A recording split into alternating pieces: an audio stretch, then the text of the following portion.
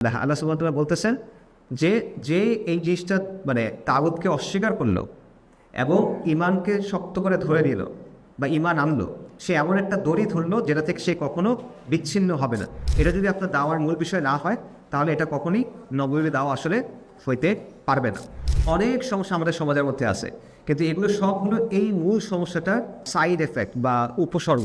এটা খুব interesting point যে রাষ্ট্রের জন্য যখন সহিংসতা হয় ওটা বৈধ, মানে রাষ্ট্র যখন গুলি চালাতে বলে এটা বৈধ, কিন্তু ইসলামের জন্য বলে সে সন্ত্রাসী। যে একদল বলছে জাতীয় পতাকার অসম্মান হয়েছে, আরেক দল বলছে জাতীয় পতাকার সম্মান হয়েছে।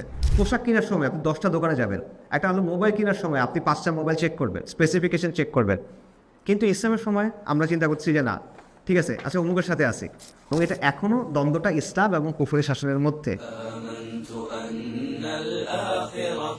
لا بد يوما آتية كل الخلائق حاضرة كل السرائر بادية بسم الله والصلاة والسلام على رسول الله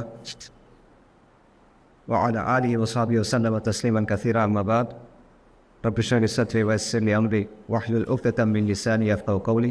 السلام عليكم ورحمة الله وبركاته. আলহামদুলিল্লাহ, আমরা আজকে এখানে কিছু কথাবার্তা বলার জন্য, আলোচনা করার জন্য একত্রিত হতে পারছি। এখানে আমাকে ইনভাইট করার জন্য আপনাকে ধন্যবাদ। আমি আসলে আরও কম মানুষ হবে, অনেক বেশি মানুষ ক্যামেরাটা, আমি বেশ ইনফর্মাল ভাবছিলাম, এখন একটু ফর্মাল লাগতেছে ব্যাপারটা। যাই হোক, সমস্যা নেই। আমাকে সাকিব ভাই, আপনাদের যে ভাই আমার সাথে যোগাযোগ করছিল, উনি একটা টপিক বলছিলেন, তো আমিও ভাবছি ওই টপিকে আলোচনা করব।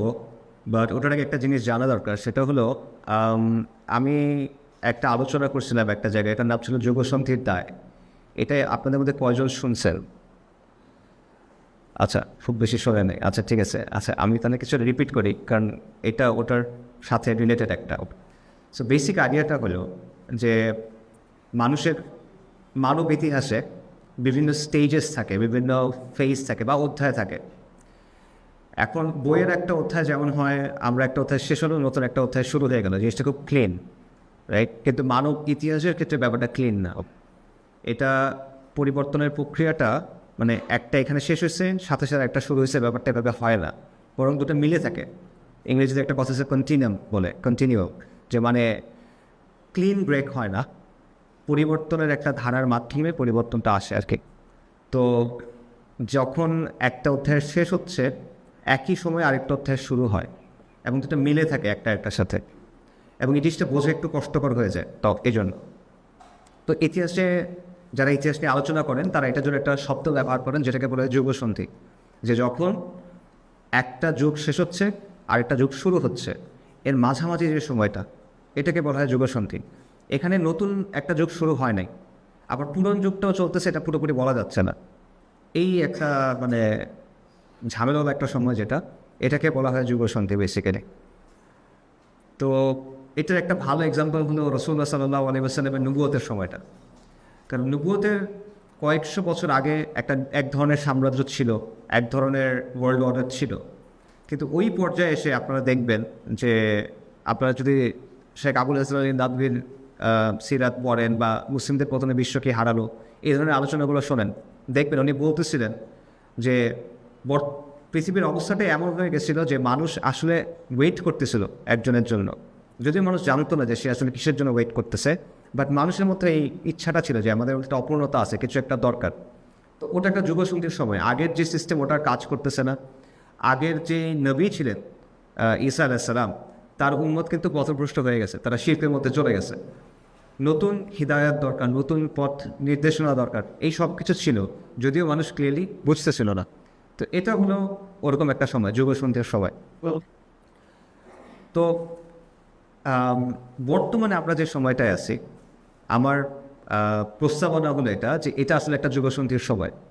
মানে আমরা এমন একটা সময় আছি যখন পৃথিবীর ইতিহাসে বড় ধরনের একটা পরিবর্তন ঘটতেছে, কিন্তু পরিবর্তনটা আমরা বুঝতে পারতেছি না, এবং এটা স্বাভাবিক, এটা নর্মালি হয়। যেমন ধরেন, মানে পরিবর্তনটা অনেক বড় আর আমরা নিজেরা খুব ছোট, এই কারণে আমরা বুঝতেছি না। এটা একটা উদাহরণ হলো, পৃথিবী তো ঘুরে, 24 ঘন্টায় পৃথিবী একবার ঘুরে, আহ্নিক গতি বলি আমরা, রাইট? তো এটা তো ঘুরতেছে নিশ্চিত, কিন্তু আপনি কিন্তু বুঝতেছেন না পৃথিবীটা ঘুরতেছে। আপনি তাকায় দেখেন সব কিন্তু স্টেশনারি, কোনো কিছু ঘুরতেছে না। আকাশের দিকে তাকালেও আপনি তাকায় থাকেন, দেখতেছেন ঘুরতেছে না, বাট অ্যাকচুয়ালি কিন্তু ঘুরতেছে। এটা প্রমাণ আছে। প্রমাণ কি? দিন আর রাত হচ্ছে, এটা হলো প্রমাণ, রাইট? কিন্তু যেহেতু পৃথিবীর তুলনায় আমরা অনেক ছোট, আমাদের পক্ষে এটা বোঝা সম্ভব না যে পৃথিবী আসলে ঘুরতেছে। যদিও আমরা এটার মানে ইঙ্গিত পাই, আভাস পাই, কিন্তু আমরা ওই মোমেন্টে বুঝি না যে পৃথিবীটা ঘুরতেছে। এই মোমেন্টে যেমন আমি বুঝতেছি না পৃথিবীটা ঘুরতেছে, আপনিও বুঝতেছেন না। সেম জিনিসটা চিন্তা করেন যে ইতিহাসের চাকাটা ঘুরতেছে, কিন্তু আমি এত ছোট আর চাকাটা এত বড়, যেই কারণে এই ঘোরাটা আমি আর আপনি বুঝতেছি না। আমাদের কাছে মনে হচ্ছে সবই তো একরকম, 5 বছর আগে যা ছিল এখনও তা, 10 বছর আগে যা ছিল তা, 20 বছর আগে যা ছিল এখনও তাই। বাট অ্যাকচুয়ালি পরিবর্তনটা ঘটতেছে, এবং এই পরিবর্তনটা করতেছে নানা মাত্রায়, নানা দিকে। যেমন আন্তর্জাতিক বিশ্বে এক ধরনের পরিবর্তন করতেছে। যেমন ধরেন দ্বিতীয় বিশ্বযুদ্ধের পর একটা নির্দিষ্ট ধরনের ওয়ার্ল্ড অর্ডার ছিল, এটা পরিবর্তন হয়ে যাচ্ছে এখন। যেমন ধরেন একটা খুব সিম্পল প্রমাণ হলো দ্বিতীয় বিশ্বযুদ্ধের পর থেকে ওয়ার্ল্ড ট্রেড মানে বৈশ্বিক বাণিজ্য সব কিছু ডলার দিয়ে হতো। এখন দেখেন বিশ্বের একটা অংশ ডলারের বাইরে হচ্ছে। চীন রাশিয়া ডলারের বাইরে করে, চীনের সাথে আফগানিস্তান বা অন্যান্য ভারত ইভেন এরাও কিন্তু ডলারের বাইরে করে। ব্রিক্স কান্ট্রিগুলো তারা নিজেদের কারেন্সি দিয়ে করতেছে। এটা একটা অনেক বড় পরিবর্তন আসলে। পেট্রো ডলারের হিস্ট্রি দেখলে আপনারা বুঝবেন যে ডলার থেকে যে সরে আসা হচ্ছে, এটা অনেক বড় একটা পরিবর্তন আসলে। এরকম পরিবর্তন আছে। আমেরিকা এবং ইউরোপ একসাথে ছিল নেটোর মাধ্যমে, এখন দেখেন ট্রাম্প বলছে সে নেটো থেকে বের হয়ে যেতে চায়। তারপর মনে করে 90-এর পর আমেরিকা এককভাবে একটা সুপার পাওয়ার ছিল, তারা ওয়ার অন টেরর চাপাই দিছে, তারা যা বলছে তাই দিছে, এটসেট্রা এটসেট্রা। এখন দেখেন এগুলো কিন্তু পরিবর্তন হচ্ছে, মাল্টিপোলার ওয়ার্ল্ড এটসেট্রা বলতেছে। আঞ্চলিকভাবে দেখেন ভারতীয় উপমহাদেশে বিভিন্ন ধরনের ঝামেলা, ইন্ডিয়া পাকিস্তানের ঝামেলা আছে, ইন্ডিয়ার সাথে বাংলাদেশের ঝামেলা আছে, মিয়ানমারের অবস্থা দেখেন, পানি নিয়ে লড়াই, এই যে আমাদের নদীর পানি ওরা দেয় না, এটা কিন্তু পাকিস্তানের সাথেও সেম। উপমহাদেশের যতগুলো মূল নদী আছে সবগুলোর উৎপত্তিস্থল হলো ভারতে পড়ছে আর কি। তো তারা আটকায় দিতে চায়, ওনাদের দিবে না, বা ইচ্ছা মতো বাদ দিচ্ছে। এটাতে সবাই ক্ষতিগ্রস্ত হচ্ছে। এবং এটা এমন একটা বিষয় যেটা আপনি উপেক্ষা করতে পারবেন, এটা এখন পারতেছেন, বাট লম্বা টাইম ফ্রেমে উপেক্ষা করতে পারবেন না। 50 বছর 100 বছরে এটা সম্ভব না। তো উপমহাদেশে এরকম নানা সমস্যা আছে। বাংলাদেশের অবস্থা দেখেন, বাংলাদেশ একটা বড় রাজনৈতিক পরিবর্তনের মধ্যে দিয়ে গেছে, এবং এই জন্যই দেখেন এখনও কিন্তু দেশ স্টেবল হয় নাই। এটা হবে না, স্বাভাবিক। এটা কেন হবে না? কারণ আগে একটা স্টেবল কাঠামো ছিল, ওটা একটা জুলুমের কাঠামো ছিল, বাট স্টেবল ছিল। এখন ওটা ভেঙে আপনি নতুন কিছু বানানোর চেষ্টা করতেছেন, কিন্তু এই চেষ্টাটা ভালো মতো হচ্ছে না, প্রপারলি ভাঙে নাই। আবার যে নতুন কিছু বানাবে এটাও প্রপারলি হচ্ছে না। নানা ধরনের ক্ষমতা, শক্তি, গোষ্ঠী, নানা বিষয় আছে। এই কারণে দেখবেন আপনি এক ধরনের অশান্তি বা ইনস্টেবিলিটি আছে, এটা থাকবে। এটা আমার ধারণা যদি এভাবে থাকে তাহলে কন্টিনিউসলি এটা থাকবে, কমে আসবে হয়তো বা, কিন্তু একটা সার্টেন লেভেল অফ ইনস্টেবিলিটি আসলে থাকবে, স্বাভাবিক, লজিক্যাল এটা। তারপর মনে করেন আমাদের দেশে রোহিঙ্গাদের একটা বড় সমস্যা আছে, লক্ষ লক্ষ রোহিঙ্গা এখানে আছে। এটা একটা সলিউশন তো আসলে আলটিমেটলি করতে হবে। মিয়ানমারের ওখানে আরাকান আর্মি মনে করেন বাংলাদেশের সেন্ট মার্টিনে এইটি করে মাঝে মধ্যে, তাদের কী ইচ্ছা আমরা জানি না। শান্তি বাহিনী এখন হঠাৎ করে আবার অ্যাক্টিভ হয়েছে। শান্তি বাহিনী কিন্তু ইনিশিয়ালি রাষ্ট্রের বিরুদ্ধে যুদ্ধ করছিল, বিচ্ছিন্নতাবাদীদের ছিল। তারপর কেএনএস নামে একটা দল আছে, কুকিচিল, রাইট, তারাও আলাদা হইতে চায়। সো আজকে থেকে কত বছর আগে, 80 বছর আগে, 76 বছর আগে, 77 বছর আগে বলে গেল, ভারতীয় উপমহাদেশের এক ধরনের ম্যাপ তৈরি করা হয়েছিল রেডক্লিফ লাইন দিয়ে। পাকিস্তান, ভারত, পূর্ব পাকিস্তান এবং পশ্চিম পাকিস্তান এবং অন্যান্যগুলো। এটা 71-এ একবার চেঞ্জ হয়েছে।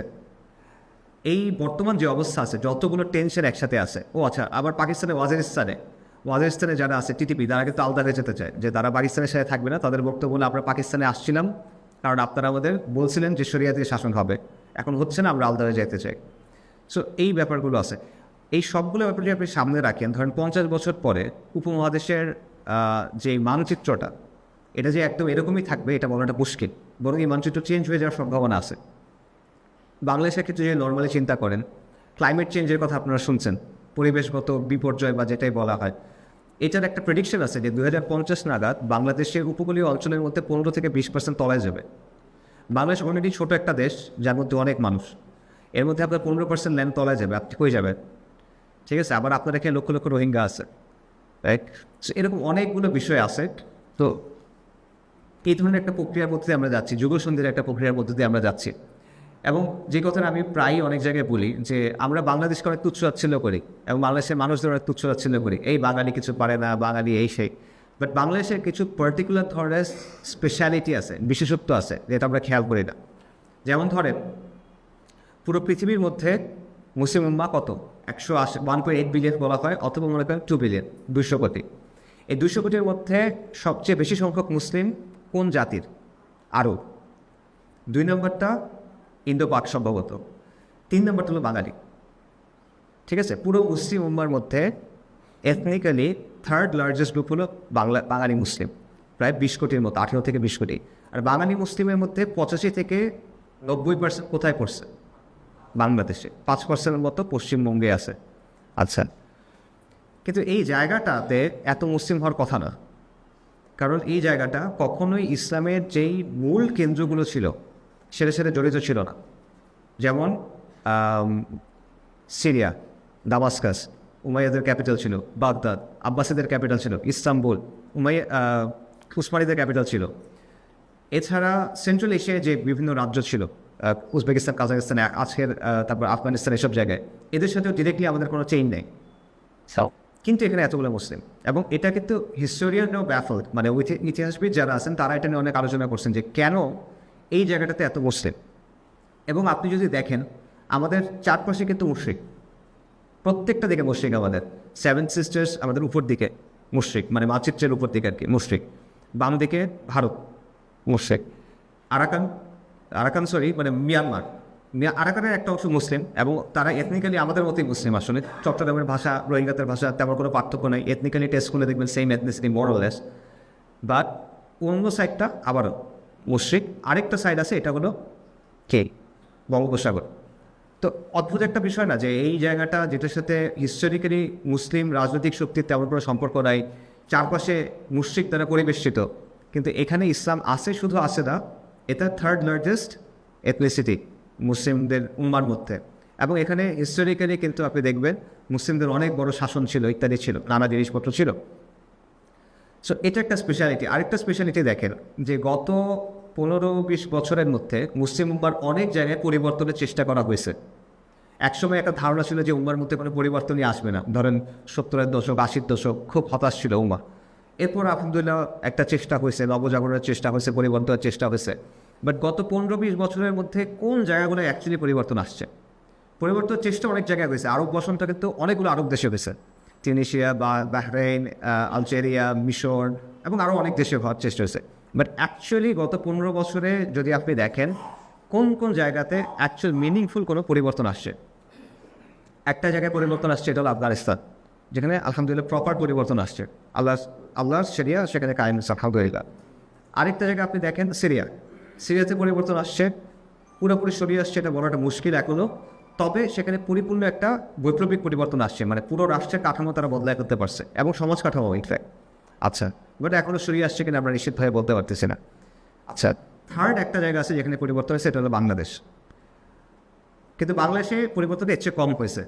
আফগানিস্তানের মতো তো হয়ই নাই, সিরিয়ার মতো হয় নাই, মানে বৈপ্লবিক পরিবর্তন হয় নাই, কিন্তু একটা গণঅভ্যুত্থান হয়েছে, এবং এক ধরনের ভালো ধরনের পরিবর্তন আসছে। হাসিনা রেজিম যেটা ছিল, এবং হাসিনা রেজিমের সাথে যুক্ত যারা ছিল তারা কোণঠাসা হয়েছে, কারো পতন হয়েছে, কেউ কোণঠাসা হয়ে গেছে। পুরো উম্মতের মধ্যে চিন্তা করে দেখেন তো, এইরকম পরিবর্তন এই 3টা দেশ ছাড়া আর কোথায় আসছে? ওইভাবে কিন্তু আসে নাই। মিশরে কিছুটা হয়েছিল, আবার ওটা ঘুরাই ফেলছে, রাইট? আর কোথাও কিন্তু আসে নাই। তা চিন্তা করে দেখেন যে বাংলাদেশের এই স্পেশালিটিগুলো কিন্তু আছে, যেটা আমরা অন্য জায়গাগুলো দেখি না। তো এই সব আমি কিছু সংকটের কথা বললাম, যে যুগসন্ধির সময় হচ্ছে, আমাদের সামনে অনেকগুলো চ্যালেঞ্জ আছে। আবার আমি বাংলাদেশের কিছু স্পেশালিটির কথা বললাম, রাইট? যে বাংলাদেশের এবং স্পেশালিটির জড়িত কি ইসলাম, মুসলিম পরিচয়টা। তো বাংলাদেশকে যদি আলটিমেটলি কোনো একটা দিকে আপনার নিয়ে যেতে হয়, বাংলাদেশকে যদি একটা শক্ত পলিটিক্যাল এন্টিটি হিসেবে আপনি প্রতিষ্ঠা করতে চান, এখানে আপনি মজবুত কিছু একটা তৈরি করতে চান, সেটা ইসলামকে নিয়েই হইতে হবে। এটা ছাড়া অন্য কিছু দিয়ে আসলে হবে না। যদিও বাংলাদেশের বাস্তবতা এই জিনিসটা আড়াল করার চেষ্টা করা হয়। আমাদের দেশের যারা সমাজকে নিয়ন্ত্রণ করে, রাজনীতি নিয়ন্ত্রণ করে, শিক্ষা মিডিয়া নিয়ন্ত্রণ করে, তারা এটা গোপন করার চেষ্টা করে, মানে এটা আসলে বাস্তবতা।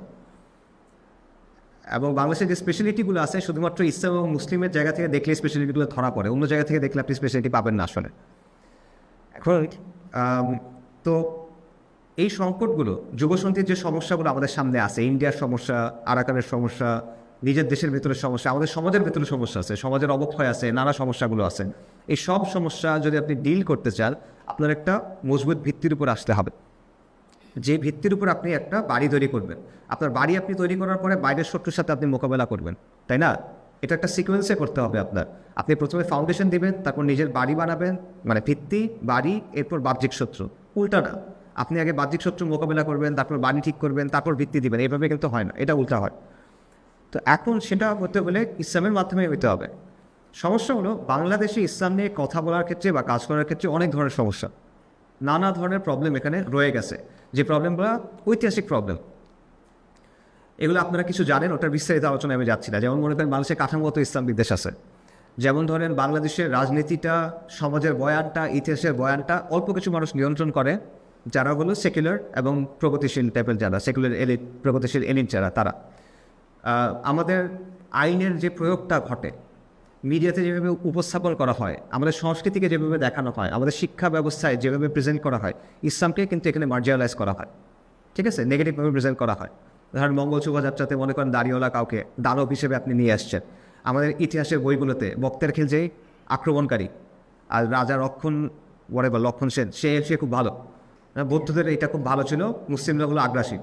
এই টাইপের প্রেজেন্টেশনগুলো, এগুলো প্রত্যেকটা কিন্তু একটা নিশ্চিত ধরনের মেন্টালিটি তৈরি করে, এবং আপনাদের মধ্যে অনেকে হয়তো বা ওরকম মেন্টালিটিতে একসময় ছিলেন, হয়তো আল্লাহ সুবহানাহু ওয়া তাআলা হিদায়াত দিয়েছে দেখে এখন চেঞ্জগুলো হয়েছে। সো আমাদের দেশের অনেক মানুষ কাগজে কলমে আমরা মুসলিম, বা হয়তো আসলেই কালেমা পড়া মুসলিম, ঠিক আছে, বাট ইন টার্মস অফ ইসলামের আন্ডারস্ট্যান্ডিং আমাদের অবস্থাগুলো ঠিক না।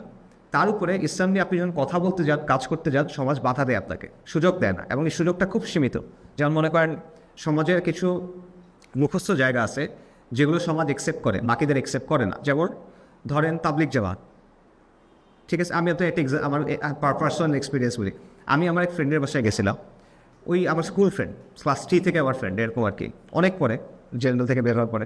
তো আমি তখন পাগড়ি পরে গেছি, জুব্বা পাগড়ি। তো আন্টি আমাকে চিনে, একদম ছোটোকাল থেকে চিনে, বাচ্চাকাল থেকে চিনে। তো ওভাবে কথাটা বলে যে তুমি কি এমন আসছো, এই সেই। তো আমি বলে যে আচ্ছা তুমি কি হজ করে আসছো? বলছে না। তুমি কি তাবলিগ করো? না। পীরের মুরিদ হয়েছো? না। তাহলে এরকম কেন? রাইট, এটা হাসির, বাট এটা বাস্তব। মানে তার একটা মাথায় ছক আছে যে কেউ ইসলাম পালন করলে সে হয় তাবলিগ হবে, অথবা সে জামাত ইসলামী হবে, অথবা সে হজ করে আসছে, মানে বয়সটা এসেছে এখন আল্লাহ বিল্লাহ করো, অথবা সে মাদ্রাসার পরে মাদ্রাসার স্টুডেন্ট বা মাদ্রাসার টিচার, এরকম পীরের মুরিদ, অথবা সে পীরের মুরিদ। এর বাইরে হইলে এটা অদ্ভুত, এর বাইরে আপনি ইসলাম পালন করতে এটা অদ্ভুত। এটা ব্যক্তিগত পর্যায়ে শুধু। এখন চিন্তা করেন আপনি যে পরিবর্তনগুলো করতে হবে, এটা তো ব্যক্তিগত পর্যায়ে হবে না, এটা জনপরিসরে করতে হবে। সো জনপরিসরে আপনি যখন যাবেন, মানে আপনি যখন রাস্তায় যাবেন, সমাজের সামনে যাবেন, তখন সমাজ আপনাকে কীভাবে দেখবে, তোমরা কারা, রাইট? এবং সে সন্দেহের চোখে দেখবে। খালি আপনাকে সে চেনে না, এটা না, সে আপনাকে খারাপভাবে দেখে, যে সন্দেহের চোখে দেখে, ও আচ্ছা এরা এটা, তার মানে এটা খারাপ কিছু একটা, বা এটা ভয় পাওয়ার মতো কিছু একটা। এবং মুসলিমরা যখন জমায়েত হয়, হেফাজতে ইসলামের যখন ঘটনাটা ঘটছিল, আপনারা যদি ওই সময় নিউজ কাভারেজ দেখেন, পুরো জিনিসটা প্রেজেন্ট করা হয়েছে এভাবে যে পুরো দেশ থেকে, মফস্বল থেকে এই হুজুররা ঢাকা শহরকে ইনভেট করতে আসছে, মানে তারা ঢাকা শহরে আক্রমণ করতে আসছে, এরকম একটা, ঢাকা জুড়ে হেফাজতের তাণ্ডব, এরকম একটা বিষয়। গাছ কাটছে, গুলি করে মেরেছে, এটা খবর নেই, গাছ কাটছে, এটা হলো সমস্যা। মানে আপনি বাইরের একটা ইনভেডিং ফোর্স, আপনি সমাজে অপর, রাইট? এই ব্যাপারগুলো আসলে আছে। তো আপনি এই সমস্যার, এই প্রত্যেকটা সমস্যা আমাদের সামনে রয়ে গেছে। এখন আমরা বলতেছি আমার সামনে একটা প্রবলেম আছে, অনেকগুলো প্রবলেম আছে, সলভ করতে হলে ইসলামকে দিয়ে সলভ করতে হবে। কিন্তু আপনি যে সলভ করার জন্য সমাজে গিয়ে কাজ করবেন, এটাই আপনি পারতেছেন না। আপনাকে আপনি তাবলিগে যাবেন, তাবলিগ হলে তুমি সমাজে তোমার কাজ করতে হবে, এবং তাবলিগের কাজ যতটুকু এতটুকু, বাইরে বেশি আবার না। আবার অথবা তুমি রাজনীতি করো, ডেমোক্রেট রাজনীতি, সেক্ষেত্রেও এগুলো বাদ দিয়ে করবা, রাইট? এইরকম বিষয়টা। তো এইভাবে তো আপনি পারবেন না ইসলামের উপর আনতে। এই সমস্যাটার সমাধানটা আসলে কীভাবে করা যায়, বা এখানে কী করণীয় হইতে পারে, এটি মূল আলোচনা, বাট ভূমিকাতে অনেক লম্বা সময় চলে গেছে। আচ্ছা, সো এখানে যে বিষয়টা, তার মানে হলো আমাদের সামনে যে প্রবলেমগুলো আছে এবং আমাদের যে সলিউশন করতে হবে, এটা সংক্ষেপে বলি, ব্যক্তিগত ইসলাহ দিয়ে হবে না। মানে ব্যক্তিগত পর্যায়ে আমাদের অনেক সেলফ হেল্প দরকার, রাইট? ঠিক আছে, আমি ডিসিপ্লিন নেই, আমার ডিসিপ্লিন হওয়া দরকার, আমার ইমান আমলের মেহনত করা দরকার, আমাদের সঠিক আকীদা বোঝা দরকার, আমাদের সাদাকা করা দরকার, এটসেট্রা। এগুলো বাস্তব, এখানে কোনো ভুল নাই, এবং এটা নিয়ে যারা কাজ করছে আল্লাহ তাআলা উত্তম প্রতিদান দান করুক। এটা অবশ্যই প্রয়োজন, এটা অনেক অনেক বেশি প্রয়োজন, কোনো ডাউট নাই। বাট শুধুমাত্র এটা দিয়ে সলিউশন হবে না। এটা ব্যক্তি পর্যায়ের সমস্যা না, এটা সামগ্রিক সমস্যা। রাইট? সো ব্যক্তি পর্যায়ে যে শুধুমাত্র ব্যক্তি পর্যায়ে ব্যক্তির উন্নয়নের জন্য দাওয়া করে বা সংস্কারের জন্য দাওয়া করে, ওটা দিয়ে এটা সলিউশনটা আসবে না। এটা হলো 1 নাম্বার। 2 নাম্বার হলো গতানুগতিক যে রাজনৈতিক কাঠামো বা কাজের কাঠামো, এটা দিয়েও সলিউশনটা আসবে না। কেন আসবে না? কারণটা হলো যে আপনি যখনই বিদ্যমান যে রাজনৈতিক প্রসেসটা আছে এটার মধ্যে ঢুকবেন, বেসিক্যালি ডেমোক্রেটিক রাজনীতি যেটা, এটাতে আপনি সোশ্যাল যে প্রেশারগুলো আছে এবং কালচারাল যে প্রেশারগুলো আছে এগুলোর প্রতি নতি স্বীকার করতে হবে আপনাকে। ঠিক আছে? এই কারণে দেখবেন সোসাইটির ট্রেন্ড যেদিকে যায়, রাজনৈতিক দলগুলোর ট্রেন্ড ওই দিকে যায়। ঠিক আছে? এই কারণে ধরেন কোনো একটা দল রাজনীতিতে ঢুকছিল মাথায় টুপি দিয়ে বড় দাড়ি নিয়ে, মানে শেরওয়ানি এবং পাজামা সহ। ঠিক আছে? বাট এখন দেখেন আস্তে আস্তে এটা নাই। শার্ট প্যান্ট, টাকনুর নিচে কাপড় চলে আসছে, দাড়ি ছোটো হয়ে গেছে, ছোটো হইতে হইতে নাই হয়ে গেছে হয়তো মনে করেন, টুপিও নাই, কথার কথা। এটা বাহ্যিক পয়েন্ট। আমি এটা ইটসেলফ এই জিনিসগুলোর কারণে কেউ বাতিল হচ্ছে এটা আমি বলতেছি না। আমি বলতেছি এই প্রেশারটা আছে এবং এই প্রেশারটা রাজনৈতিক দল ডিল করতে পারে না, কারণ তার রাজনীতিটা হলো নির্বাচনের রাজনীতি, রাইট? নির্বাচনের রাজনীতিতে সেটা কখনো প্রপারলি ডিল করতে পারে না। শিক্ষা সংস্কৃতিকে প্রভাবিত করে, সংস্কৃতি রাজনীতিকে প্রভাবিত করে, উল্টা না। রাজনীতি দিয়ে সংস্কৃতি প্রভাবিত হয় না, সংস্কৃতি রাজনীতিকে প্রভাবিত করে। সো বিদ্যমান অবস্থায় খেলার নিয়মটা একভাবে ঠিক করা হয়েছে, খেলার ময়দানটা একভাবে আঁকা হয়েছে, এটা করছে সেকুলাররা পুরোপুরিভাবে। এখন এইখানে আপনি যখন ঢুকবেন আপনার কিন্তু এটা মেনেই ঢুকতে হবে। এবং এটার বাস্তবতা হলো অনেকগুলো বাস্তবতা আছে। মানে বাংলাদেশের ইসলামী দলগুলো কত ভাগে ভাগ হয়েছে দেখেন, এবং যেগুলো ভাগ হয়েছে তাদের মধ্যে কতটা সেকুলার হয়ে গেছে এটা দেখেন। এটা কেন হয়েছে? তাদের মধ্যে অনেক মেধাবী, অনেক ভালো, মানে কর্মঠ যোগ্য লোকজনও পরবর্তী সেকুলার হয়ে গেছে। কারণ ওই প্রসেসটা, আপনি প্রসেসটা ঢুকছিলেন সমাজটাকে চেঞ্জ করতে বা রাষ্ট্রকে চেঞ্জ করতে পারে, ওই প্রসেসটা ইটসেলফ আপনাকে চেঞ্জ করে, এটা বাস্তব। ঠিক আছে? সো এই জন্য গতানুগতিক এই পদ্ধতিতে যদি কেউ এখন ঢোকে, সে যদি আদর্শিক বিশুদ্ধতা বজায় রাখতে চায় সে পারবে না। তাকে নতি স্বীকার করতেই হবে, তার আদর্শের জায়গায় আপোষ করতেই হবে। তার মানে আলটিমেটলি যে জন্য আপনি ঢুকছিলেন, কেন ঢুকছিলেন? ওই সমস্যাগুলো সমাধানের জন্য, বাংলাদেশকে ইসলামের ভিত্তির উপর আনার জন্য। এটা এখন আর আপনি পারতেছেন না। আচ্ছা, তাহলে এই জায়গায় করণীয়টা আসলে কি?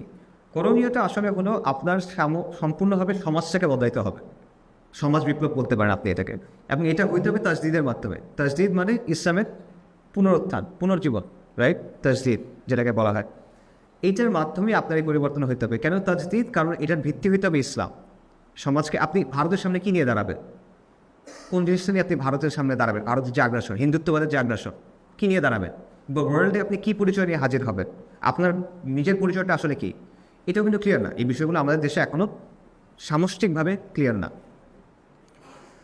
তো এই জন্য প্রয়োজন হলো তাজদিদটা। এখন তাজদিদটা আপনি করবেন কীভাবে, এবং এখানে আপনার অ্যাপ্রোচটা কী হবে? এখানে কি আমাদের যেটা খেয়াল খুশি মনে হয় আমরা সেটা করব, নাকি আমরা কিছু মানুষকে অন্ধভাবে অনুসরণ করব, নাকি আমরা জাস্ট করতে করতে দেখা যাক, আচ্ছা শুরু করি ভাই, দেখা যাক, এভাবে করবো অ্যাড হক যেটা, এটার কোনোটাই আসলে সঠিক না। কারণ আপনি মনে করেন আপনি যদি 1 কোটি টাকা বিনিয়োগ করতে চান কোথাও, কোনো বিজনেসে খাটাবেন, আপনি মনে করেন দিনের পর দিন, সপ্তাহের পর সপ্তাহ এটা নিয়ে গবেষণা করবেন। আমি কোথায় খাটাচ্ছি, এখানে আমার বেনিফিট কত হতে পারে, লস কত হতে পারে, এই ব্যবসা আগে কারা করছে, তাদের কী হয়েছে, মার্কেটের অসংখ্য জিনিস আপনি হিসাব করার চেষ্টা করবেন, চেক করার চেষ্টা করবেন। আপনি যদি একটা ভালো গাড়ি কিনেন, আপনি অনেক কিছু বিচার আচরণ করবেন, এটা ছাড়া আপনি নেবেন না। পোশাক কেনার সময় আপনি 10টা দোকানে যাবেন, একটা হলো মোবাইল কেনার সময় আপনি 5টা মোবাইল চেক করবেন, স্পেসিফিকেশন চেক করবেন। কিন্তু ইসলামের সময় আমরা চিন্তা করছি যে না, ঠিক আছে, আচ্ছা অমুকের সাথে আসি, অথবা আচ্ছা ভাই করতে করতে দেখা যাবে, অথবা কাজটা শুরু করি ভাই পরে দেখা যাবে। এটা তো আসলে হয় না। এই জিনিসটা আসলে হক আদায় তো হয় নাই। আমি মনে করি পার্সোনালি এটা আসলে মানে অপরাধ আসলে এভাবে চিন্তা করাটা। তো এখন তাহলে আমরা আসলে করণীয়টা কোন জায়গা থেকে নিব? যদি আমাদের এরকম কিছু করতে হয়, আমাদের যদি সমাজকে এভাবে পরিবর্তন করতে হয়, সেটার প্রক্রিয়াটা কী হবে এবং এটা আমরা কোথা থেকে নিব? তো এই জায়গায় আমাদের আসলে নেওয়ার জায়গা হওয়া উচিত নবীদের দাওয়া, আম্বিয়া কেরামদের দাওয়া আলাইহিসসালাম। কেন?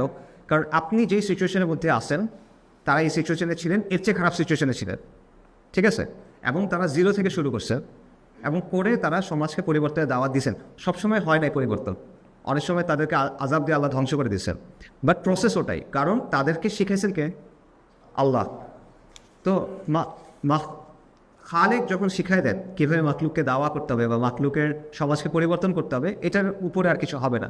যিনি তৈরি করছেন উনি ম্যানুয়াল দিবেন, রাইট? ওনার ম্যানুয়ালটাই প্রপার, আপনি নিজে নিজে মাথা থেকে বানানোর দরকার নেই।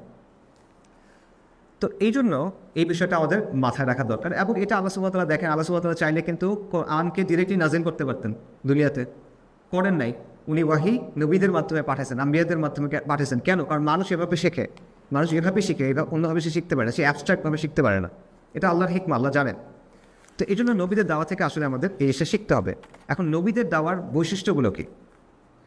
এই বৈশিষ্ট্যগুলি যদি আমরা আইডেন্টিফাই করতে পারি, মৌলিক কিছু বৈশিষ্ট্য, যে নবীদের দাওয়াতে এই জিনিস থাকলে এটাকে নবীদের দাওয়ার মতো দাওয়া বলা যায়, তখন আপনি ওটা আপনার বর্তমান বাস্তবতায় প্রয়োগ করতে পারবেন। তা না হলে পারবেন না, রাইট? আপনার বুঝতে হবে যে নবীদের দাওয়াটা আসলে কী, ফান্ডামেন্টালি এটার বৈশিষ্ট্যগুলো কী।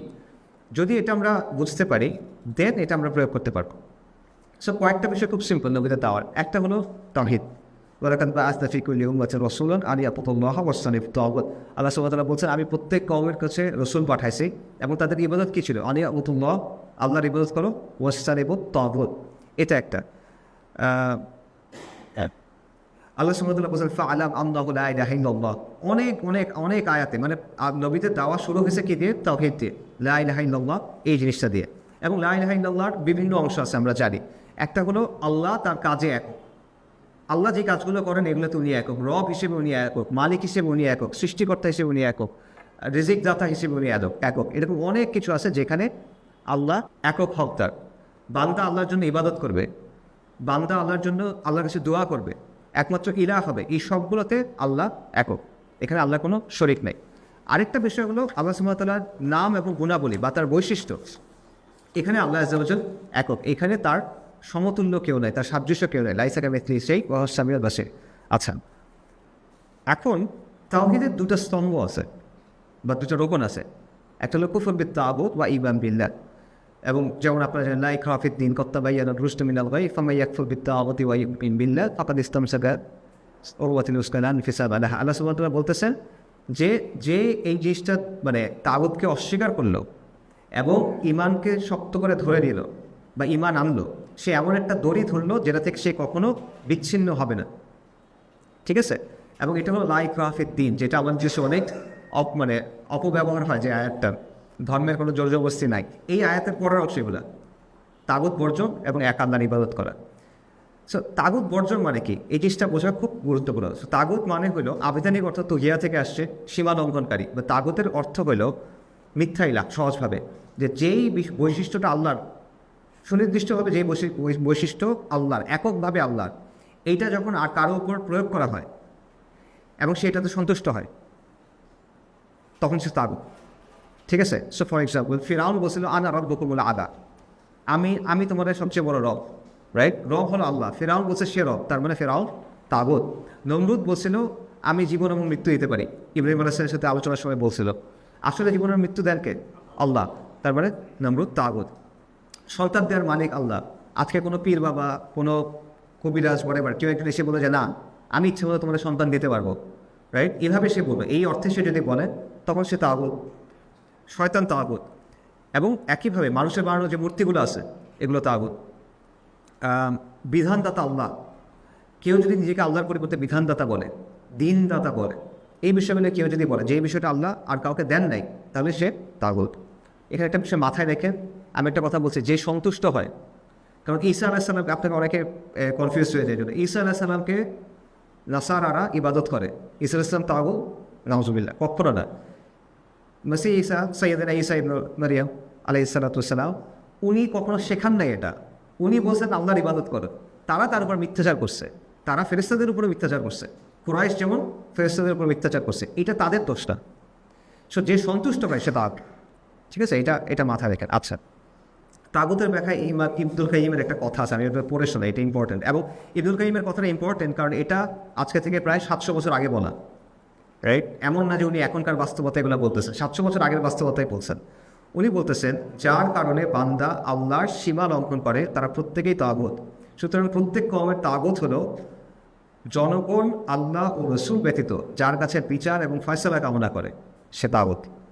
অথবা আল্লাহ ব্যতীত যার ইবাদত করে সে তাগুত। অথবা আল্লাহর কাছ থেকে কোনো প্রমাণ ছাড়াই যার অনুসরণ করে, কিংবা আল্লাহর আনুগত্য না জেনে যার আনুগত্য করে, এরা সবাই তাগুত। যদি এদের ব্যাপারে এবং এদের সাথে মানুষের অবস্থা ও অবস্থান নিয়ে চিন্তা করে দেখা হয়, তাহলে দেখবেন অধিকাংশ মানুষই আল্লাহর ইবাদত থেকে ফিরে তাগুতের ইবাদতে লিপ্ত। আল্লাহ ও রাসূলের কাছে বিচার ফয়সালা কামনা করার পরিবর্তে তাগুতের কাছে বিচার ফয়সালা কামনা করে অধিকাংশ মানুষ, এবং আল্লাহর আনুগত্য ও রসুলের আনুগত্যের অনুসরণের পরিবর্তে তাগুতের আনুগত্য এবং তাগুতের অনুসরণ করে। ইলম ওয়াকিনের কথা, বিখ্যাত বই। আচ্ছা, সো এটা বাস্তবের সাথে মিলায় না। এখন এটা যদি আমরা এখন আমাদের জায়গায় আনি, আমাদের বাস্তবতায় আনি, আমরা বলছিলাম যে নবীদের দেওয়ার একটা বৈশিষ্ট্য হলো তাওহীদ। তাওহীদের দুটো রকম হলো কুফর বিত তাগুত, ঈমান বিল্লাহ। এখন আপনি আমাকে বলেন যে আমাদের বাস্তবতায় কুফর বিত তাগুত এবং ঈমান বিল্লাহ কী হবে, বা আরও সহজভাবে বলেন নবীদের দেওয়ার প্রথম বৈশিষ্ট্য তাওহীদ। যদি আপনি তাসদীদ করতে চান নববী দাওয়ার অনুসরণে, তাহলে প্রথম ভিত্তি হবে আপনার তাওহীদ। তাওহীদের দুটো রকম থাকবে, ঈমান বিল্লাহ। আচ্ছা, এটা আমরা বুঝলাম। কুফর বিত তাগুত কী হবে? এখন মিথ্যা ইলাহ এখন কে? কুরাইশের সময় মিথ্যা ইলাহ ছিল 360টার বেশি মূর্তি, যেটা কাবা ঘরের সামনে সাজিয়ে রাখা ছিল। এখনকার মূর্তিগুলো এখনও মাটি দিয়ে মূর্তি আছে, এখনও পৃথিবীতে কোটি কোটি মানুষ আছে, 100 কোটি মানুষ ইনফ্যাক্ট, যারা মূর্তি পূজা করে, হিন্দুরা, রাইট? বাট এখন অন্য ধরনের মূর্তি আছে। সেই মূর্তিগুলো হলো মতবাদ দিয়ে বানানো, সেই মূর্তিগুলো হলো তত্ত্ব দিয়ে বানানো, সেই মূর্তিগুলো হলো প্রতিষ্ঠান দিয়ে বানানো। যে আধুনিক সময়ে মানুষ কিছু মতবাদ তৈরি করছে, মানুষ কিছু আইডিওলজি তৈরি করছে, এবং মানুষ কিছু অ্যাবস্ট্রাক্ট জিনিস তৈরি করছে, জাতি, রাষ্ট্র, এরকম কিছু জিনিসগুলো তারা তৈরি করছে, জাতিসংঘ, যেগুলো ধরা যায় না, আপনি দেখবেন না। এবং তারা বলে না যে আমি রব, কিন্তু তারা আপনার কাছে দুটো জিনিস দাবি করে। এক, তারা সার্বভৌমত্ব দাবি করে। দুই, তারা পরিপূর্ণ আনুগত্য দাবি করে। ঠিক আছে, এই জিনিসটা ইম্পর্টেন্ট, এই জিনিসটা বোঝাটা জরুরি। এবং যত জিনিসপত্র আছে, যত বাদ মতবাদ তন্ত্রমন্ত্র আছে আধুনিকতার, এই সবগুলোর কেন্দ্রে আপনি দুটো জিনিস দেখবেন। এক, তারা ওয়াহিকে অস্বীকার করে, মানে অস্বীকার মানে ওয়াহি সত্য হতে পারে, মিথ্যা হতে পারে, বাট এটা আমাদের ফলো করার দরকার নেই, এটা তারা মনে করে। পাশাপাশি তারা তাদের কর্তৃত্বটা চাপা দিতে চায়। সমাজতন্ত্র, গণতন্ত্র, আপনি যত কিছু, প্রত্যেক তন্ত্রমন্ত্রের মূল কথা এটা, যে মানুষের আকলটা মূল জিনিস, ওয়াহি দিয়ে আমরা করবো না, আমার আকল দিয়ে আমরা বের করছি, এটা দিয়ে চলতে হবে। এটার মধ্যে ধর্ম ইন্টারফেয়ার করবে না। ধর্ম ইন্টারফেয়ার করবে না মানে কি? আল্লাহর কথা এখানে আসবে না, সহজ কথা। মানে মুসলিমের জন্য এটার অর্থটা এটাই, যে আল্লাহ রাসূল যা বলছে এটা এখানে ইন্টারফেয়ার করতে পারবে না। এটাই তো তাদের মূল কথা। বিচার করবো, ঠিক আছে, আমরা সংসদে যাবো, আইন প্রণয়ন করবো, এই সেই করে আমরা করবো, কিন্তু আল্লাহ তো বলছেন না, ঠিক আছে, ধর্ম এখানে ইন্টারফেয়ার করবে না। তার মানে আল্লাহর কথা একপাশে রাখ, নজুবিল্লাহ। এই জিনিসটা তো সে পড়তেছে। এবং এই প্রত্যেকটা জিনিস বেসিক্যালি যে কাজটা করতেছে, যেই জিনিসটা আল্লাহর খালেকের, সেটা সরায় এনে কার উপর বসাচ্ছে? মাখলুকের উপর বসাচ্ছেন। ঠিক আছে, যেই জিনিসটা আল্লাহর সেটা সরায় এনে মাখলুকের উপর বসাচ্ছে। এটা প্রত্যেকটা জিনিসের ক্ষেত্রে। লিবারেলিজম ফর এক্সাম্পল, লিবারেলিজম আপনাকে বোঝাচ্ছে সবচেয়ে বেশি ইম্পর্টেন্ট হলো আপনার স্বাধীনতা, আপনি যা চান এটা করেন, আরেকজনের ক্ষতি না করলে তো হইল। ব্যক্তি স্বাধীনতা, নারী স্বাধীনতা, এটসেট্রা এটসেট্রা, এই সব কিছু। এখানে মূল বিষয়টা আসলে কি? আপনি নফসের দাসত্ব করবেন। আল্লাহ সুবহানাহু ওয়া তাআলা বলছেন আফারাইতা মান ইত্তাখাযা ইলাহাহু হাওয়া, আপনি তাকে দেখেন না যে তার হাওয়াকে ইলাহ হিসেবে নিছেন। এটা লিবারেলিজম বেসিক্যালি। সেকুলারিজম কি বলতেছে? সেকুলারিজম, শেখ আব্দুল আজিজ তারিফের একটা কথা আছে যে যারা সেকুলার তারা কি বলে, যে বেসিক্যালি আসমানে আল্লাহ আছে, ঠিক আছে, জমিনে আল্লাহর কথা শুনবো না, নওয়াজুবিল্লাহ, এটাই তো বলতেছে। আর আল্লাহ সুবহানাহু ওয়া তাআলা কি বলছেন? আল্লাহ সূরা যুখরুফে আছে, আল্লাহ কি বলছেন? আল্লাহ আসমানেও ইলাহ, আল্লাহ জমিনে ইলাহ। সুবহানাল্লাহ। শুআয়ব আলাইহিস সালাম তার কওমকে গিয়ে যখন বলছেন যে তোমরা আল্লাহর ইবাদত করো আর ওজনে কম দিও না, তার কওম কি বলছে? বলছে তুমি আমাদের ব্যবসার মধ্যে এগুলো কেন নিয়ে আসতেছো? তুমি যে আল্লাহর ইবাদত করবে, সালাত তুমি এগুলো করো, ব্যবসার মধ্যে এগুলো কেন আনতেছো? শুআয়ব আলাইহিস সালামের কওম এটা একটা ক্ষেত্রে বলছে, ব্যবসার ক্ষেত্রে। বর্তমান সময়ে আমরা এটা সর্বজনীন বানায় ফেলছি, প্রতিটা ক্ষেত্রে এক্সেপ্ট মসজিদের ভেতরে ছাড়া। প্রতিটা ক্ষেত্রে তুমি আর তোমার আল্লাহ এখানে কেন আসছো? মসজিদের মধ্যে ঠিক আছে, রাইট? সো এই জিনিসটা আছে। সো আপনি যদি বলেন যে নবীদের দাওয়া অনুসরণ করবেন এবং তাওহীদ হলো ভিত্তি, তাহলে এই মিথ্যা ইলাহ যেগুলো আছে, মাটি দিয়ে বানানো, শব্দ দিয়ে বানানো, কাগজের দিয়ে বানানো, বাক্য দিয়ে বানানো, তত্ত্ব দিয়ে বানানো, এই সবগুলোকে আসলে রিজেক্ট করতে হবে। এটা হলো 1 নম্বর। 2 নম্বর বিষয়, এটাও খুব ইম্পর্টেন্ট, সেটা হলো নবী রাসূলদের যে দাওয়া ছিল, প্রত্যেকটা দাওয়া বা পুরো ইতিহাসটা যদি দেখেন, এটা হলো ইসলাম আর জাহিলিয়াতের একটা দ্বন্দ্ব, কন্টিনিউয়াসলি এটা চলতেছে। ঠিক আছে, রাসূলুল্লাহ সাল্লাল্লাহু আলাইহি ওয়াসাল্লামের কথা চিন্তা করেন, ওই সময় ওয়ার্ল্ডে অনেক ঘটনা করতেছিল। ধরেন পারস্য এবং রোমের মধ্যে ফাইট চলতেছিল, চীনের সাম্রাজ্য ছিল, বিশাল সাম্রাজ্য, সেই সাম্রাজ্যের মধ্যে নিজেদের নানা ধরনের দ্বন্দ্ব চলতেছিল। ভারতে অনেক রাজারা ছিল, মুশরিক রাজা যারা ছিল, এদের নিজেদের দ্বন্দ্ব চলতেছিল। কুরাইশের মধ্যে দ্বন্দ্ব চলতেছিল, যেই দ্বন্দ্বের কারণে আবু জাহেলরা সত্য জেনেও আল্লাহ রাসূলকে গ্রহণ করল না, সাল্লাল্লাহু আলাইহি ওয়াসাল্লাম। কিন্তু এই সব কিছু, ওই সময়ের একটা লোক যদি ইতিহাস লিখতো, তার কাছে এগুলো সবচেয়ে ইম্পর্টেন্ট বিষয়, রাইট? কিন্তু আজকে দেখেন ওই সময় সবচেয়ে ইম্পর্টেন্ট বিষয় কি? নবী সাল্লাল্লাহু আলাইহি ওয়াসাল্লামের দাওয়াত, যেটা ওই সময় মানুষ গুরুত্বপূর্ণ মনে করে দেয়। আমি যে আরেক জায়গায় বলছিলাম যে বদরের যুদ্ধকে আল্লাহ বলছেন ইয়াউমুল ফুরকান, সত্য মিথ্যার পার্থক্যকারী দিন। ইতিহাসের মধ্যে ওই বছরের জন্য না, দ্বিতীয় হিজরির জন্য না, কিন্তু মানব ইতিহাসে ইয়াউমুল ফুরকান একটা, বদরের দিন। এটা কেন? ওই সময়ে পুরো পৃথিবীর জনসংখ্যা কত ছিল আমি খুঁজছি, 624, আনুমানিক 20 থেকে 30 কোটি পুরো পৃথিবীর। বদরের যুদ্ধে কয়জন অংশগ্রহণ করছে? 1300 জন। ওইদিকে কাফেরদের 1000, আনুমানিক 1000, আমাদের মনে করেন 319 সর্বোচ্চ, মানে 1400 কম। ওই সময় পৃথিবীর মানুষ মনে করেন 20 কোটি। 20 কোটির অনুপাত করেন এখন, উপরে 1400, নিচে 20 কোটি। কত পার্সেন্ট এটা? 1%ও না। এটা ইয়াউমুল ফুরকান কেন? কারণ ওখানে লড়াইটা হয়েছিল কুফর আর ইমানের মধ্যে, তাওহীদ আর শিরকের মধ্যে। কারণ এটা হলো পৃথিবীর ইতিহাসের মূল দ্বন্দ্ব, এটা হলো পৃথিবীর ইতিহাসের মূল স্টোরি লাইন। একটা গল্পের মূল স্টোরি লাইন থাকে না, একটা স্টোরি লাইন থাকে, সাবপ্লট থাকে, মূল ক্যারেক্টার থাকে, সাব ক্যারেক্টার থাকে। এটা হলো মূল ক্যারেক্টার হিস্ট্রি, ইমান আর কুফরের দ্বন্দ্ব। ইব্রাহিম আলাইহিস সালাম যখন দাওয়া করছেন তার সম্বন্ধে তো অনেক সমস্যা না, নাকি খালি একটাই সমস্যা ছিল সব ঠিক খালি শিরক করে? না, অনেক সমস্যা। ইব্রাহিম আলাইহিস সালাম কী করছেন? উনিকে প্রথমে মূর্তি ভেঙে দিয়েছেন। কেন? কারণ এটাই মূল সমস্যা, শিরক এবং তাওহীদের যে দ্বন্দ্ব, এটাই মূল সমস্যা। এই জন্য উনি ওখানে গিয়ে এটা করছেন। তো একইভাবে আমাদের অবস্থা যদি আমরা চিন্তা করি, আপনার দাওয়ার ক্ষেত্রে এটা কেন বললাম? কারণ নবীদের দাওয়ার বৈশিষ্ট্য হলো তারা এই মূল সমস্যাটা চিহ্নিত করতে পারছিলেন এবং সেটা অনুযায়ী তারা তাদের দাওয়াটা করছেন। এবং মূল সমস্যাটা সবসময় কিসের সাথে যুক্ত? ইমান বনাম কুফর, তাওহীদ বনাম শিরক, ইসলাম বনাম জাহেলিয়া। তো আপনি বাংলাদেশে এখন আসেন, বাংলাদেশের বাস্তবতায় যদি আপনি এটা প্রয়োগ করতে চান, তাহলে এটা বাস্তবতা কী হবে? এটার বাস্তবতা এটিই হবে যে বাংলাদেশের প্রধান দ্বন্দ্বটা হলো ইসলাম বনাম এই যে গায়রুল্লাহর যে ব্যবস্থাটা আছে, যেটা আমাদের উপর তারা চাপাই দিছে, এটার দ্বন্দ্বটা শুরু থেকে এটাই সমস্যা। দেখেন, উপমহাদেশে ইংরেজরা আসার আগে এখানে একটা মুসলিমদের শাসন ছিল এবং এক ধরনের ইসলামী শাসন ছিল, যদিও এটা অনেক ত্রুটিপূর্ণ ছিল, নো ডাউট। এটা প্রপার শরীয়ত শাসন ছিল, এটা বড়টা মুশকিল আসলে, ঠিক আছে? বাট স্টিল আইনগতভাবে তারা বলতো যে শরিয়াহ এই বিচার হবে, এটসেট্রা এটসেট্রা, এরকম জিনিসপত্রগুলো ছিল, যদিও অনেক প্রবলেম ছিল। এটাকে সরাইছে কারা? ব্রিটিশরা। ব্রিটিশ যখন সরাইছে, এখন আমরা যাদেরকে আকাবির বলতেছি, যে কোনো ধারা, আলে হাদিস বলেন, বালাকুটি সুন্নিরা বলেন, দেওবন্দিরা বলেন, জামাত ইসলামী বলেন, যে কোনো ধারা যাদেরকে আমরা আকাবির বলি, এদের সবার শুরুটা কীভাবে? ব্রিটিশের বিরুদ্ধে লড়াই করে বা আন্দোলন করে। তাদের আন্দোলনের উদ্দেশ্য কী ছিল? ইসলামকে আবার ফিরে আনা। তার মানে আমাদের বাপ দাদা বা আমাদের বড় দাদারা, শাহুল্লাহ মুহাদ্দিস দেহলভী থেকে শুরু করে সৈয়দ আহমেদ শাহিদ, শাহ ইসমাইল শাহিদ, শাহ আব্দুল আজিজ রাহিমাহুল্লাহ, হাজি শরীয়তুল্লাহ, তিতুমির, মাওলানা উলায়াত আলী, মাওলানা ইনায়েত আলী, ইমদাদুল মুহাজ্জির মাক্কি, তারপরে মাওলানা রশিদ আহমেদ গানগোহী, আকাবিরা দেওবন্দ সহ যতজন আছে, সবার শুরুটা কোন জায়গায়? দেখেন, তারা ইসলামে তাজদিদ করবেন, কারণ কুফর গানে পেয়েছে, কুফর আমাদের উপর চেপে বসছে, ইসলাম ফেরত আনতে হবে। এইটাই কিন্তু দ্বন্দ্ব। এইটা নিয়ে তারা 100 বছরের উপর কাজ করছেন, কুরবানি করছেন, শহীদ হয়েছেন, জেলে গেছেন। এই যে আপনারা এগুলো বইয়ে আছে, আন্দামানে আপনাদের পাঠা দেওয়া হয়েছে, কী পরিমাণ টর্চার করা হয়েছে, রাইট? এই জিনিসটা হাইজ্যাক হয়েছে কখন?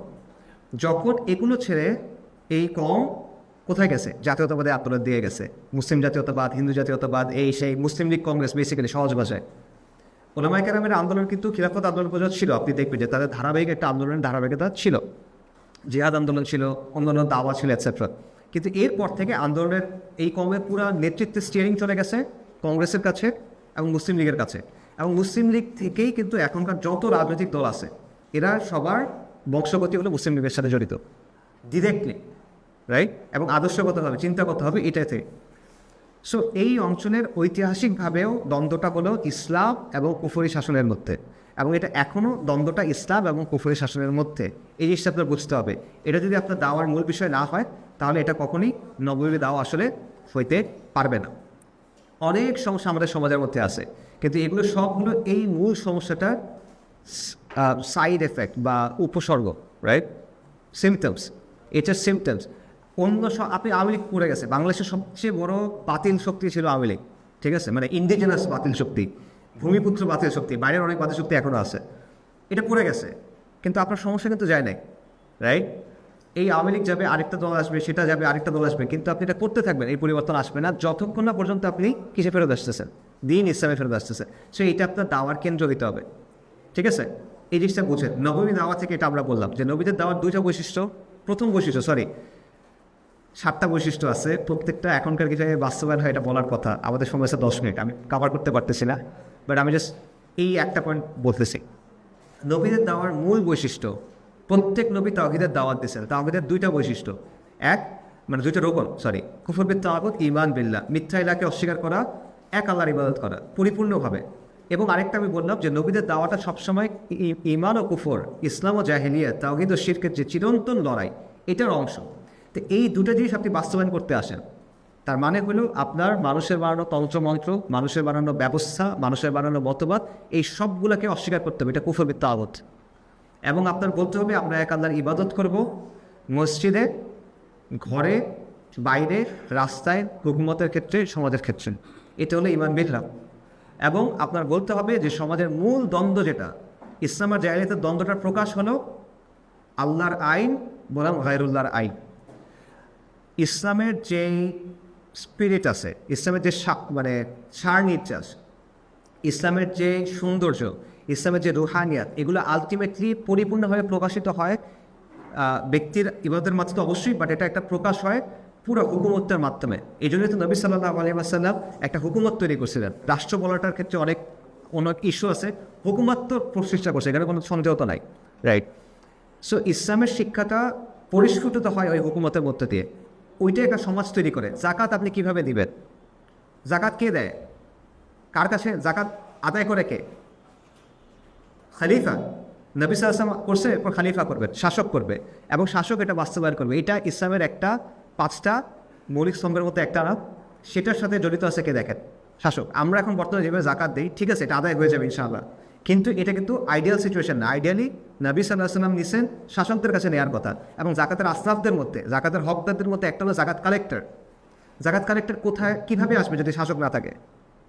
সো দেখেন, ওই জিনিসটাই কিন্তু আলটিমেটলি ইসলামের পরিপূর্ণ বহিঃপ্রকাশটা ওই সিস্টেমের মাধ্যমে হয়, যেটা আল্লাহ আমাদের দিছেন, রাইট? একইভাবে কুফরের পরিপূর্ণ প্রকাশটা একটা সিস্টেমের মাধ্যমে হয়, যেটা কাফেররা আমাদের দিছে, যেটা হলো এই সেকুলার ব্যবস্থা। সেকুলার ব্যবস্থা কিন্তু তত্ত্ব নিয়ে আপনার সামনে আসে না। আপনার দৈনন্দিন জীবনে কোনো তত্ত্ব আপনারা শুনেন নাই, কিন্তু আমাদের জীবনটা সেকুলার হয়ে গেছে। কেন? কারণ এই সিস্টেম তো সেকুলার, রাইট? তো এই সিস্টেমটা, ইসলামের সিস্টেম আর সেকুলার ব্যবস্থার যে সিস্টেম, এটি আসলে মূল দ্বন্দ্বটা, যেটা আমাদের বুঝতে হবে। আচ্ছা, এইটা গেল আরেকটা পয়েন্ট কাভার করে, যেহেতু অন্য পয়েন্টগুলো যাওয়া যাবে না, এটাও বলি। সেটা হলো, এই জিনিসটা বোঝার সবচেয়ে সহজ উপায়টা হলো সার্বভৌমত্বের ব্যাপারটা চিন্তা করেন। সার্বভৌমত্বের আইডিয়াটা, সার্বভৌমত্ব হলো আধুনিক রাষ্ট্র যেটা আছে, এটার একটা কোর কনসেপ্ট হলো সার্বভৌমত্ব, সভারেন্টি। এবং গত 200 বছরে রাষ্ট্রের কাঠামোর মধ্যে অনেক পরিবর্তন আসছে, বিভিন্ন ধরনের রাষ্ট্র আসছে, কিন্তু সার্বভৌমত্বের কনসেপ্টটা পরিবর্তন হয় নাই। এবং সার্বভৌমত্বের কিছু অনুসিদ্ধান্ত আছে। আপনারা যারা জ্যামিতি করছেন জানেন, পস্টুলেটস থাকে, অনুসিদ্ধান্ত আছে। অনুসিদ্ধান্ত কি? অনুসিদ্ধান্ত হলো নিজ সীমানার ভেতরে রাষ্ট্র হলো সর্বোচ্চ কর্তৃপক্ষ, রাষ্ট্রের তৈরি করা আইন অলঙ্ঘনীয়, রাষ্ট্রের আইনের উপরে কিছু নাই, কিন্তু রাষ্ট্রের সংবিধানের উপরে কিছু নাই। রাষ্ট্র একটা নৈতিকতা ঠিক করে দিবে, এইটার উপরে কোনো নৈতিকতা নাই, ঠিক আছে? এবং নাগরিকদের চূড়ান্ত আনুগত্য কার উপরে? একটা দেশের সবচেয়ে বড় অপরাধ কি বলেন? রাষ্ট্রদ্রোহিতা। আর দিনের মধ্যে সবচেয়ে বড় অপরাধ কি বলেন? রিদ্দা। হ্যাঁ, শিরক তো অবশ্যই, বাট সবচেয়ে বড় শাস্তি জানেন, রাইট? রিদ্দা, রাইট? কার প্রতি বিদ্রোহ? আল্লাহর প্রতি বিদ্রোহ। আর এখানে কার প্রতি বিদ্রোহ? রাষ্ট্রের প্রতি বিদ্রোহ। আচ্ছা, দেখেন, সো এই যে চূড়ান্ত কর্তৃত্ব, আইন প্রণয়ন করা, নৈতিকতা ঠিক করা, রাইট? এই প্রত্যেকটা জিনিস কার জন্য? এটা কার জন্য খাস? আল্লাহ সাল্লামের জন্য খাস। এটা কোনো মাখলুকের জন্য কখনো হবে না। নবী সাল্লাল্লাহু আলাইহি ওয়াসাল্লামের জন্য এটা হবে না, এটা আল্লাহর জন্যই শুধুমাত্র, রাইট? কিন্তু এই বৈশিষ্ট্যগুলো এনে কোথায় দেওয়া হচ্ছে? রাষ্ট্রের উপরে। এবং এটা আমার কথা না, এটা সেকুলার ওয়েস্টার্ন একাডেমিকদের কথা। ইয়েল ইউনিভার্সিটির আইনের একজন অধ্যাপক আছে, এখনও মনে বেঁচে আছেন, ওনার নাম হলো পল কান, রাইট? কান বা খান, যে কোনো একটা কিছু একটা। তার একটা বই আছে, সেই বইতে উনি বলতেছেন যে ইসলাম, ইহুদি ধর্ম এবং খ্রিস্ট ধর্ম, এই তিনটাকে তো মনোথিস্টিক ধর্ম বলা হয়, একত্ববাদী ধর্ম বলা হয়। এইখানে ঈশ্বরের উপরে বা স্রষ্টার উপরে বা আল্লাহর উপরে যেই বৈশিষ্ট্যগুলো দেওয়া হয়, আল্লাহর যেসব বৈশিষ্ট্যের কথা বলা হয়, এরকম কিছু বৈশিষ্ট্য রাষ্ট্রের ক্ষেত্রে প্রয়োগ করা হয়। এ লোক কিন্তু একটা সেকুলার একাডেমিক, আইনের অধ্যাপক, আসিফ নজরুলের মতো, বাট আরও অনেক ভালো আইনের অধ্যাপক আর কি বেসিক্যালি। তো সে বলতেছে এইগুলো রাষ্ট্রের উপর প্রয়োগ করা হয়। কি এগুলো? এবং এটা করা হয় কিসের মাধ্যমে? সার্বভৌমত্বের মাধ্যমে। কিসের মাধ্যমে? রাষ্ট্রের কাছে একমাত্র কর্তৃপক্ষ সে নিজের। আল্লাহর উপরে কোনো কর্তৃপক্ষ আছে? নাই। আচ্ছা, আইন ও বিচারের একমাত্র উৎস রাষ্ট্র। ইনিল হুকমু ইল্লা লিল্লাহ, আমার আল্লাহ তা'বুদু ইল্লা ইয়্যাহ। আচ্ছা, রাষ্ট্র আনুগত্যের চূড়ান্ত হকদার, আল্লাহ আনুগত্যের চূড়ান্ত হকদার। আচ্ছা, রাষ্ট্র ঠিক করে কি বৈধ কি অবৈধ, কোনটা নৈতিক কোনটা অনৈতিক, আল্লাহ ঠিক করেন কোনটা হালাল কোনটা হারাম, কোনটা ভালো কোনটা মন্দ। আচ্ছা, রাষ্ট্র সহিংসতার একমাত্র বৈধতা দানকারী। এটা খুব ইন্টারেস্টিং পয়েন্ট যে রাষ্ট্রের জন্য যখন সহিংসতা হয় ওটা বৈধ, মানে রাষ্ট্র যখন গুলি চালাতে বলে এটা বৈধ।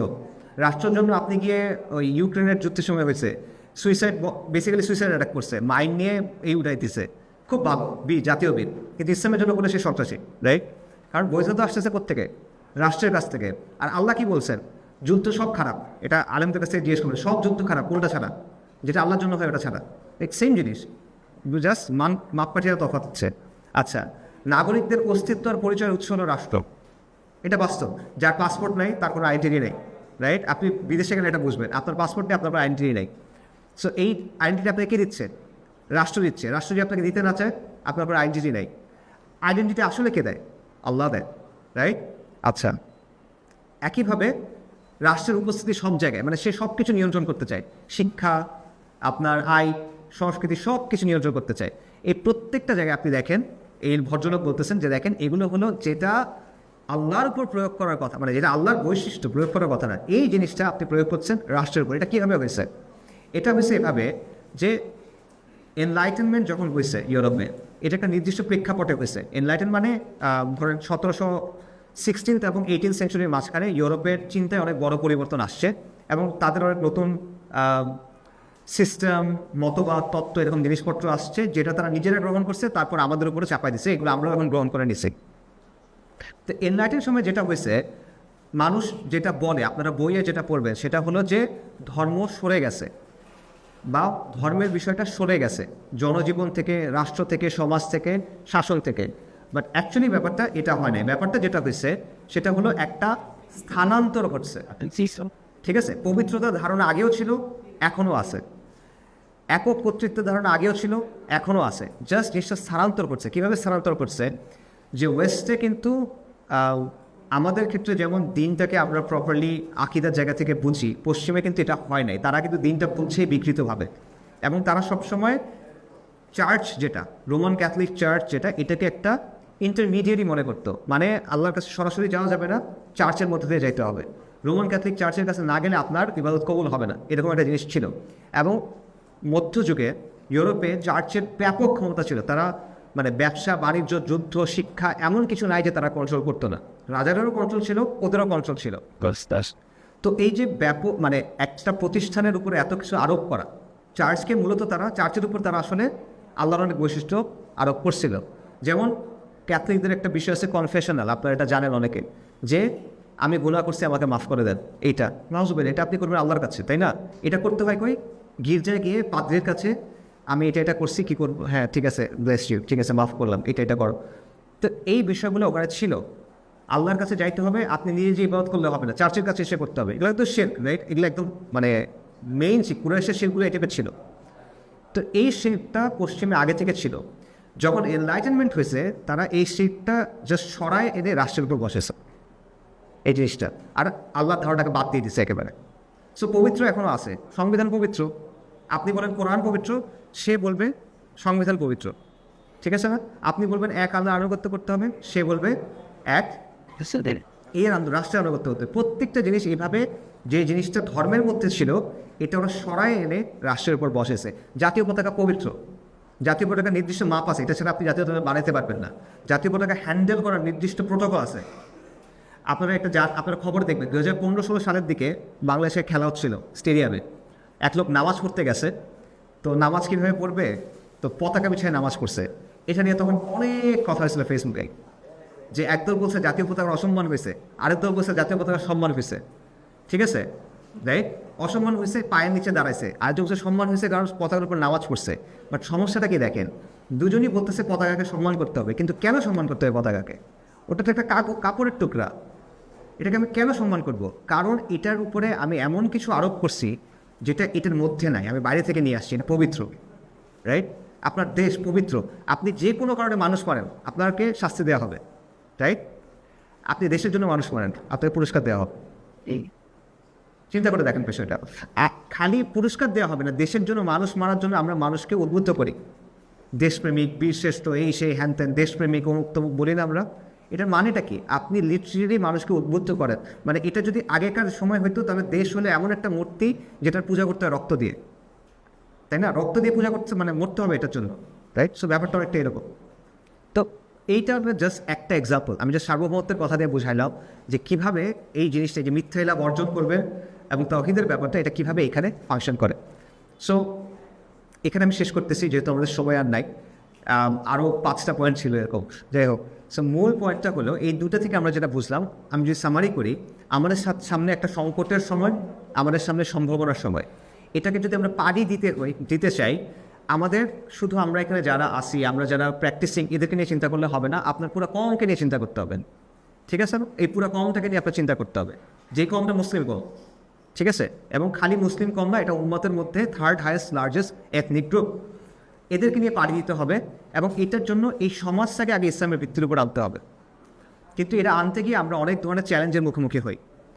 তো এই ক্ষেত্রে সংস্কারমূলক কোনো পদ্ধতি বা ব্যক্তি পর্যায়ে কিছু দাওয়া বা গতানুগতিক রাজনীতি দিয়ে আসলে হবে না, আপনার পরিপূর্ণ একটা সমাজ পরিবর্তন লাগবে, একটা সমাজ বিপ্লব লাগবে তাজদীদের মাধ্যমে। এখন সমাজ বিপ্লবটা কীভাবে হবে? এটা তো একটা ছোটোখাটো বিষয় না, রাইট? তো কীভাবে হবে? এটার জন্য আমাদের যেতে হবে নবীদের দাওয়ার কাছে, আলাইহিমুস সালাতু ওয়াস সালাম। নবীদের দাওয়ার মৌলিক কিছু বৈশিষ্ট্য আছে, সেই বৈশিষ্ট্যগুলো আমরা আইডেন্টিফাই করব, এরপর দেখবো ওগুলো কীভাবে আমরা বর্তমানে বাস্তবায়ন করতে পারি। এর মধ্যে দুটো আমরা আলোচনা করছি, একটা হলো তাওহীদ, একটা হলো ঈমান ও কুফরের বা ইসলাম ও জাহিলিয়াতের চিরন্তন যে দ্বন্দ্ব। এবং এটা বর্তমানে এটার শিক্ষাটা হলো এই যে আমরা যদি এই তাজদীদ চাই, আমাদের পরিপূর্ণ তাওহীদের দাওয়া করতে হবে, যেটা অবশ্যই আল্লাহ সুবহানাহু ওয়া তাআলার রুবুবিয়্যাহ, উলুহিয়্যাহ, আসমা ওয়াস সিফাত থাকবে, হাকিমিয়্যাহও থাকবে, যে বিধান শাসন এটা আল্লাহরই হইতে হবে, এবং পরিপূর্ণ দিন হিসেবে আল্লাহর দিনটার কথা থাকবে, কোনো অর্ধেক না, পুরোপুরিভাবে। এটা আপনার দাওয়ার অংশ, এটা ঈমান বিল্লাহর অংশ। আর কুফর বিত তাগুতের অংশ বা তাগুতকে অস্বীকার করার অংশ হলো যত মিথ্যা ইলাহ আছে, সেটা জাতি হইতে পারে, রাষ্ট্র হইতে পারে, জাতিসংঘ হতে পারে, কোনো মতবাদ হতে পারে, মুজিববাদ হতে পারে, বাঙালি জাতীয়তাবাদ হতে পারে, যত কিছু আছে এটাকে আপনার রিজেক্ট করতে হবে। এবং আমাদের এটা দাওয়াতটা মানুষের কাছে পৌঁছায় দিতে হবে বারবার, যে এখানে মূল দ্বন্দ্বটা কি। আওয়ামী লীগ বিএনপি না, বিএনপি এনসিপি, বিএনপি জামাত, অমুক দল তমুক দল, এগুলো না। আমেরিকা বনাম ভারত না, ওয়াশিংটন বনাম দিল্লি না, এটা হলো কুফর আর ঈমান, আর কিচ্ছু না। মানুষকে যখন নবী দাওয়াত দিচ্ছেন সাল্লাল্লাহু আলাইহি ওয়াসাল্লাম, সাহাবায়ে কেরাম দাওয়াত দিচ্ছেন রাদিয়াল্লাহু আনহুম আজমাইন, তারা কিন্তু এভাবেই দাওয়াত দিচ্ছেন যে তুমি যেটা করছো এটা শিরক, তোমার যেটা করতে হবে এটা হলো তাওহীদ, এইভাবে করবা। কথা, মূল কথা কিন্তু এটাই। কথা অন্যভাবে বলছেন যে হ্যাঁ ঠিক আছে তুমি এগুলো বাদ দিয়ে আল্লাহর ইবাদত করো, বাট কথা তো এটাই, তাই না? একটা জিনিস বাদ দিতে বলছেন, একটা জিনিস ধরতে বলছেন, এবং এটা তো কালেমার শিক্ষা, লা ইলাহা ইল্লাল্লাহ, যেটা উলামায়ে কেরাম বলেছেন নাফি এবং ইসবাত। আপনি প্রথমে নাফি করছেন, মানে কি? আপনি প্রথমে প্রত্যাখ্যান করছেন, লা ইলাহা, আর কোনো ইলাহ নাই ইল্লাল্লাহ, আল্লাহ ছাড়া। প্রথমে প্রত্যাখ্যান, তারপরে সত্যায়ন। সো প্রত্যাখ্যান করতে হবে কোনটাকে? এই কুফর যেটা সবচেয়ে গালেব কুফর আমাদের উপর, যেটা আমাদের উপর সবচেয়ে গালেব কুফর হিন্দুরা, মানে হিন্দুদের মূর্তি পূজা না, আমাদের উপর সবচেয়ে বড় গালেব কুফর হলো সেকুলারিজম। সো সেকুলার ব্যবস্থা, সেকুলার সিস্টেম, ফাংশন, এটাকে আপনার যা ইচ্ছা বলেন, এটাকে সেকুলার রাষ্ট্র না বলেন, যে রাষ্ট্রই বলেন, আলটিমেটলি ব্যাপারটা কুফর। এটা আপনার মানুষকে বলতে হবে যে তোমার করার কথা এটা, আর তুমি করতেছো এটা। সো আগে নাফি করো, তারপর ইসবাত করো, আগে এটা প্রত্যাখ্যান করো, তারপর সত্যায়ন করেন। এটা আপনার দাওয়ার ভিত্তি হতে হবে, ঠিক আছে? তো বেসিক্যালি এছাড়া এটা আসলে একটা বইয়ের আলোচনা, একটা বই আমি লেখার কাজ করছি, ওই বইটা হয়তো বিস্তারিত আরও থাকবে। আমি ইচ্ছা ছিল পুরোটা কভার করার, বাট আমি নিজেও শিওর ছিল আপনার হবে কি না, হয়ও নাই, 20% আলোচনা করা গেছে। বাট আলহামদুলিল্লাহ আপনারা এই কষ্ট করে আলোচনা শুনছেন, আল্লাহ আমাদের জানার বোঝার আমল করে তৌফিক দান করেন। ওয়া আখিরু দাওয়ানা আলহামদুলিল্লাহি রাব্বিল আলামিন। আসসালামু আলাইকুম ওয়া রাহমাতুল্লাহ।